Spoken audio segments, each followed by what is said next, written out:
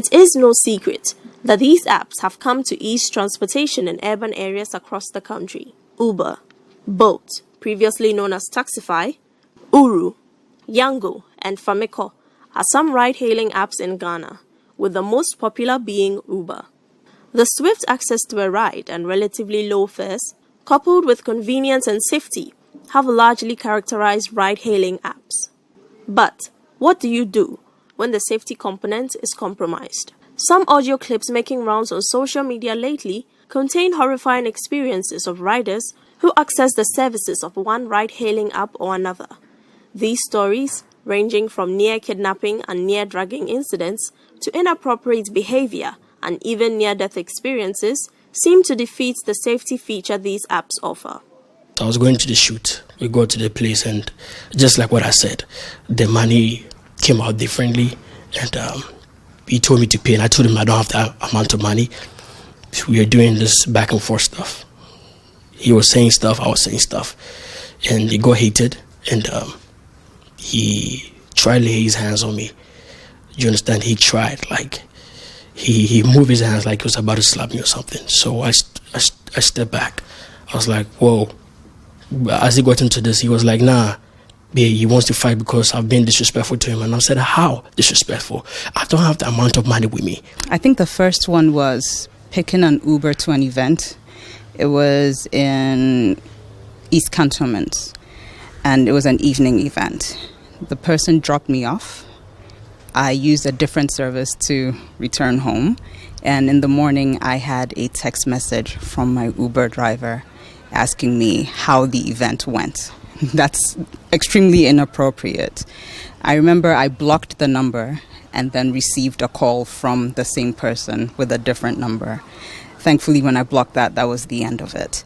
I've had Uber drivers who, after a ride, would start sending me WhatsApp messages with invitations to their church programs, or the one driver who called me to tell me his vehicle had broken down and he needed about 9,000 CDs. So I'm like, what am I supposed to do about it? Recently, I think a month ago, was when I was going from Office Jowolo to East Legon as well.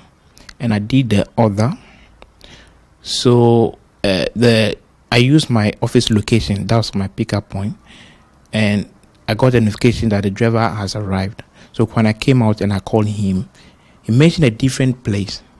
And I said that, did you know the pickup point? And he mentioned my company's name.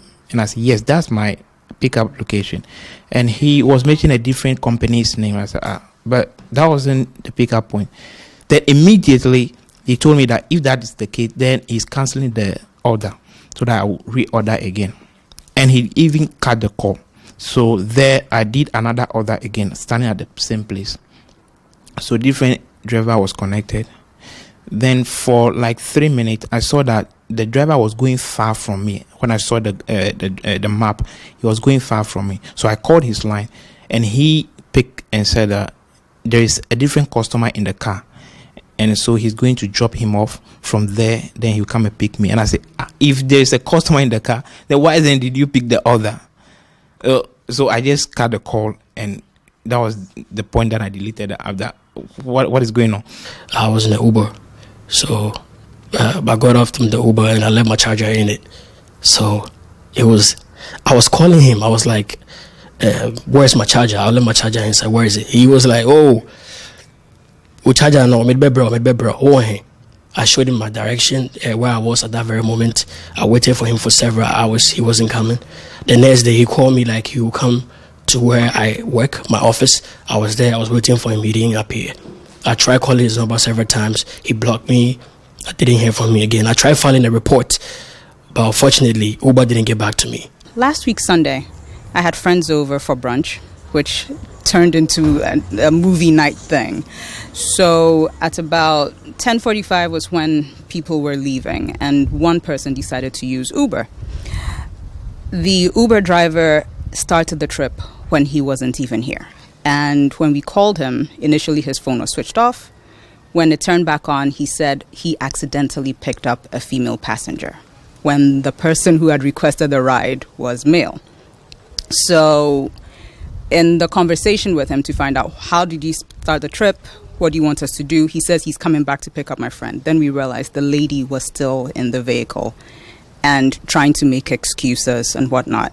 But partner drivers making a living off these apps have similar concerns about security and safety.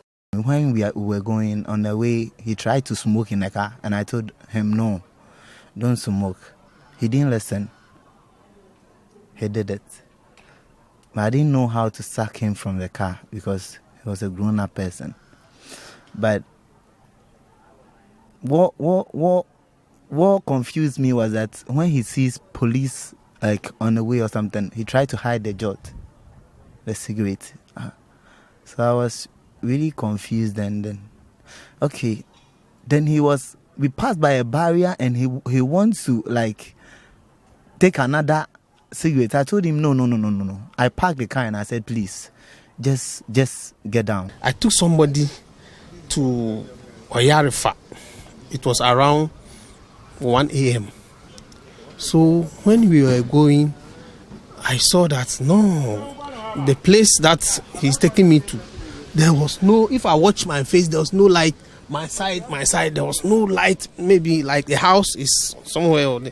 So I decided in my head that no, this man, I know what to do. So lucky for me, as we were going, I saw some boys on the motorbike. Then I stopped over there. I tell the master, I beg, I will not go again. While every society has miscreants, what must one do to protect him or herself and ensure their personal safety? As you are going with the person, you have to be monitoring him or her, what in the course that he's receiving, calling, and the actions he's taking, and where he's taking you to. If you find you find out that no, this place is too, at least you have to stop somewhere where there's people and stop the trip.